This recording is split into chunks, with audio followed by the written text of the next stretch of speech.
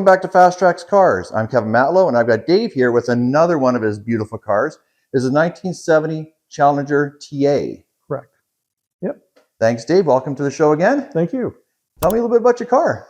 So this is, like you said, Challenger TA, built only in 70. So in 70, they had an AAR CUDA and a Challenger TA, which was for the Trans Am race circuit. So they had to build so many cars to sell to the public to be in the, in the racing series. So this one here, it's an original FM3 Panther pink car. So there's not a lot of them, but in 70, as you know, Mopar went with all the high impact colors, the orange, the lime green, the yellow, the pink. So the pink, I don't know. I saw cars like this with the pink on them. I thought, man, that's just, it's kind of like a dichotomy of a muscle car, but it's pink. So, you know what I mean? It's kind of, masculine and feminine, say at the same time. But it just the colors and everything just are so great on this car. Just you don't see a lot of them around. And, it's just one thing that that took me with this car. Again, this one's got a lot of neat options on it. It's a numbers matching 4-speed. It's got the rear louver. It's got the rear deck lid spoiler. Again, there's some inner front, not dive planes, but an air dam that's installed in those. So it's also got the induction hood, which was really cool. And this is done in Organosol, which is a special black paint. This is actual Organosol. The guy who restored this actually was able to track it down. Right. So it's one of those things that's not, does someone have some in the back of their garage? Are they still making it? I don't know, but it's something. If you see it, it's kind of got a bumpy flat black finish. It's not easy to clean because it's almost and fingerprints right away. Bumpy, exactly. So, but it just kind of adds to the whole. It goes with the flat stripes on the side. Absolutely. Yeah. So and it looks fantastic. I mean, it definitely makes it more dynamic, I think. For sure. Yeah, for sure. Yeah. And the pink is absolutely, it's a stunning color. It is. Yeah. And on this car, I know you hear from some people that it's been over restored, whatever. Well, I guess that's in the eye of the beholder and who wants to do it. So again, this car on the underside, if you could see it, it's painted and polished as good as the top. Wow. So they basically did it rotisserie. That's how the fellow I got it from wanted it done. So again, no harm, no foul there. But again, it's absolutely something. So again, this one doesn't get a lot of miles on it just because it's done so well. I would just hate to get a rock chip nick or anything or a door dent or something like that. So again, it's been done interior, flawless, redone, gauges, everything, transmission, engine, exhaust. This has an interesting exhaust. If you look on the side too, in this year only, it had those little trumpets bump out just before the back wheels. Right. So again, it's not a side pipe car per se. It does have mufflers, but again, it's quite loud. You can hear it. Of course. When you have the windows open because you're only about 4 feet away with the exhaust tip. Right. So it is kind of a side pipe. It's coming out of the side pipe. Yeah, but it's not going to burn your leg on it. Exactly. Like on the Corvettes, those were a straight pipe, so they're super loud. There's a little dimples in the pipe, not really muffling it. But this here, it actually goes to a muffler, then it goes and reverts back and pops out the side. So it's really a really interesting system they did there. So again, this is kind of like a little, it's a previous year version of the CUDA we looked at. Right. So again, there's a few little differences. You see that they moved the antenna from the back there to the front here on the CUDA. So and again, this is a Challenger versus a CUDA of that year. So, Dodge versus Plymouth kind of thing. So it's pretty cool. It's got the flip up fuel tank lid, just like kind of like a NASCAR vibe to it. Yeah. And the rear louvers are kind of a neat option. They are. It really adds to it for sure. Yeah, it's different. You don't see a lot of cars with it. You did see that some of the Camaros and such Trans Ams in the 70s really go to that stuff. It really kind of, everybody looked to add on and kind of, make their car unique to them. Yeah. So, yeah. Absolutely. This is wonderful. And it's kind of got that matte black, same as the hood. This is very similar. Yeah, it's the Organosol black, correct? Yep. And the wings, the same kind of idea again. Yep, you bet. Fantastic. Yep. So this is also a four-speed car. Not a lot of options back then. There's a reverse light when you get into reverse, shows orange you're in reverse. It's, that was an option back then, which is nowadays is, not many standard cars around anymore. Right. And again, this is a 340 six-pack car. So it's 340 cubic inches versus 440 in the CUDA. Yeah. but that was the racing, you know, the venue that they were running was 340 small blocks. And then they had the 3 deuces on this one as well. So this one does run as well as the big block. Again, the big blocks are tougher because there's so much more compression, more engine, but this one runs really well. Yeah. Yeah. And this one here, a little bit, few more state-of-the-art options. It's got power steering and it's got power brakes. So the power steering, it'd be nice to have it in the 440 because it's a little heavier. Yep. Tough to steer when they're a little heavier in the front end, but this one's another great driving car. Absolutely. It's just super, yeah. Fantastic. Yeah. And it's so, and it's just as reliable, just as drivable as we were talking about with your CUDA as well. The CUDA is very reliable. For sure. Tuned up nice, and this is much the same to drive. Yep. Does it, now with it being finished top, bottom, everything like it is, does it get much road time?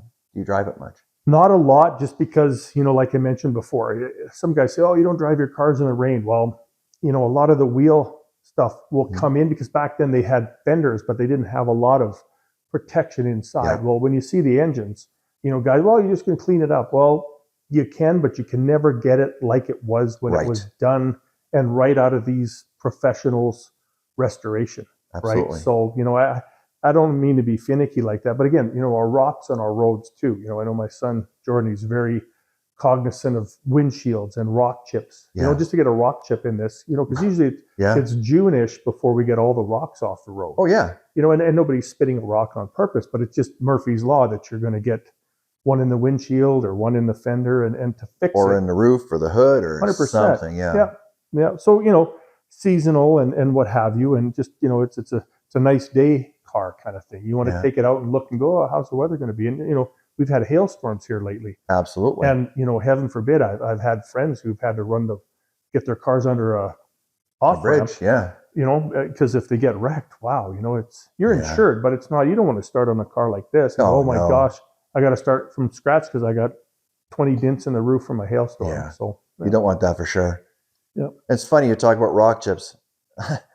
You take your nice car out and guaranteed you're going to take a rock chip. You take your beater out, you drive it all year, you don't get a rock chip all season. Right. Yeah. That's like a magnet to nice paint. Right. Yeah, exactly. Wonderful. Now the suspension on this has been tuned. Is it still stock suspension? No, it's pretty much, you know, they would have probably had a better suspension in this, sway bar, etc., in the rear, just for the racing series it was. So again, it's not, these cars again are not super handling cars compared to nowadays, say like a 1990s or 80s Camaro or something that's probably going to take this in a cornering race. Yeah. But again, you know, this is more of a pleasure car just to take it out and you know, have people see what happened in 1970, what they did for making cars. Absolutely. Right? So a lot of them are probably crunched out in wrecking yards because guys were racing them. But again, when you look at this now, going, man, if it came from the showroom, you know, probably not this nice, but to go take that out on a racetrack and be bumping alongside Camaros and whatever, that's, it's, you don't have it out there.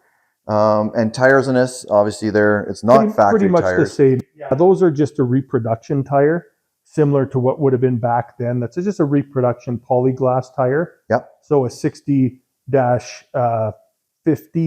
Yep. And then I think the back, it shows 60-15 in the back as well. This was one of the first cars ever that had staggered wheel sizes from the factory, right? Where they didn't do that before, like say rim size, etc. They were kind of playing with this a bit back then. So yeah, it's okay. You know, those tires, they're not as good as a real, say like a BF Goodrich radial TA, which runs well. These are a little bit more lumpy, but again, the cars are lumpy. They're not, you know, they're not like a Lincoln Continental smooth floating ride. They're pretty stiff for the day. Absolutely. Yep. And the interior on this still original? No, this was all redone. So if you take a look, all the seats, dash, carpets, everything. I think the center console is still original. Yeah. But other than that, everything was all redone. And you can tell, like it smells new, it looks new. It's just and it's flawless. Tight leather on there, or vinyl. Is vinyl or leather? It's vinyl. Vinyl, Yeah.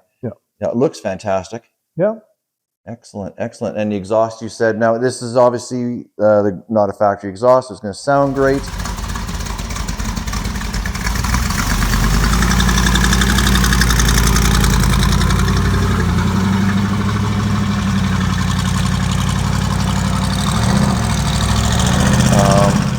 And the engine, we'll get a look at the engine in a second. Is there anything specifically in that engine that's been changed? Nothing. No. Pretty much this is a bone stock. It was just done. I don't think they really did anything too much to it because, again, this wasn't made to be, again, the 340s.